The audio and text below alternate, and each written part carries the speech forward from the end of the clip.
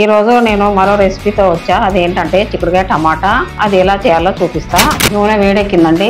ఉల్లిపాయలు పచ్చిమిరపకాయలు నేను ముందుగానే కట్ చేసి పెట్టుకున్నా. ఈ నూనెలో వేసేసుకున్నాను. ఉల్లిపాయ పచ్చిమిరపకాయ వేగిపోయిందండి. ఒక అర స్పూను పసుపు. మనము ముందుగా చింపి పెట్టుకున్నాం కదా చిక్కుడుకాయ, ఆ చిక్కుడుకాయ ఇందులో వేసేసుకోవాలి. చిక్కుడుకాయ కొద్దిగా నూనెలో మగ్గాలండి. మగ్గిపోయిందండి.